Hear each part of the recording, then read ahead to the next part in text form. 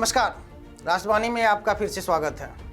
पश्चिम बंगाल में सत्ता परिवर्तन के बाद जहां एक और नई सरकार प्रशासनिक नियंत्रण मजबूत करने में जुटी दिखाई दे रही है, वहीं दूसरी ओर राज्य के कई संवेदनशील इलाकों से लगातार विस्फोटक, देसी बम और हथियारों की बरामदगी ने सुरक्षा एजेंसियों की चिंता बढ़ा दी है।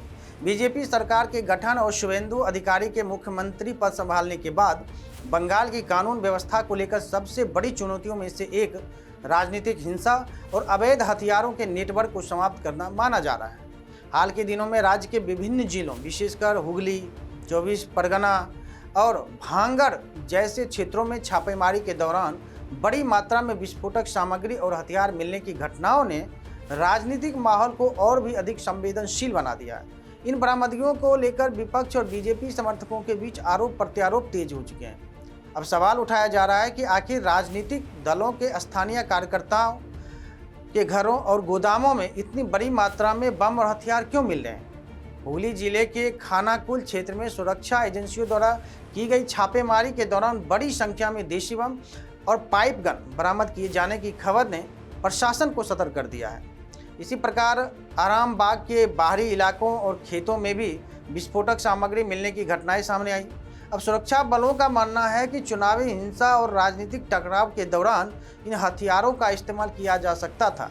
यही कारण है कि नई सरकार के निर्देश पर तलाशी अभियान और तेज कर दिया गया है। दक्षिण 24 परगना में भी कई स्थानों पर हथियारों की बरामदगी ने स्थिति को और भी गंभीर बना दिया है। नारायणपुर क्षेत्र में स्थानीय राजनीतिक कार्यालय पर छापेमारी के दौरान धारदार हथियारों का जखीरा मिलने से कई सवाल खड़े हुए।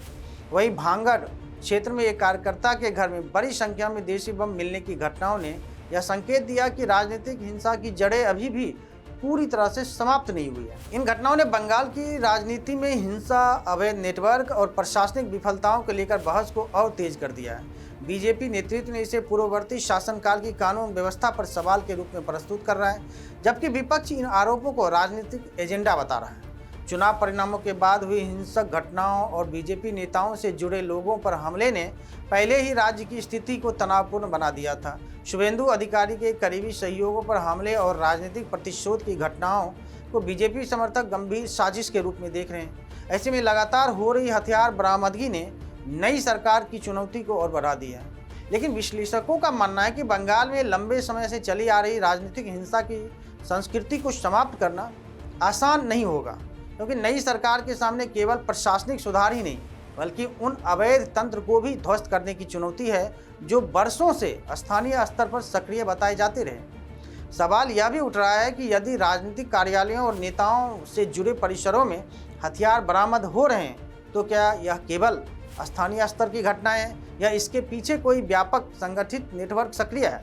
जांच एजेंसियां अब इस पहलू पर भी ध्यान केंद्रित कर रही है कि इन विस्फोटकों और हथियारों की आपूर्ति आखिर कहां से हो रही थी और इनके पीछे किन तत्वों की भूमिका है।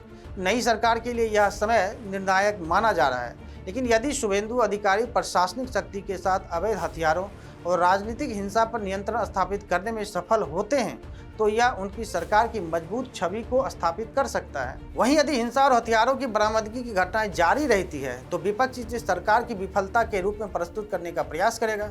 स्पष्ट है कि पश्चिम बंगाल इस समय केवल राजनीतिक परिवर्तन के दौर से नहीं गुजर रहा है, बल्कि कानून व्यवस्था, सुरक्षा और प्रशासनिक पुनर्गठन की बड़ी परीक्षा से भी गुजर रहा है, क्योंकि लगातार मिल रहे बम, विस्फोटक और हथियार इस बात के संकेत हैं कि राज्य में शांति और स्थिरता स्थापित करने के लिए अभी लंबा संघर्ष बाकी है।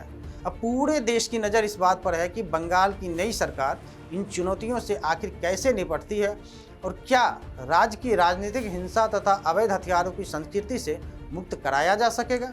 फिलहाल इस पूरे घटनाक्रम पर आपकी क्या राय है? क्या बंगाल में सुरक्षा व्यवस्था और मजबूत होगी? अपनी राय हमें कमेंट में ज़रूर बताएं और देश और दुनिया की तमाम खबरों के लिए देखते रहिए राष्ट्रवाणी। तब तक के लिए धन्यवाद।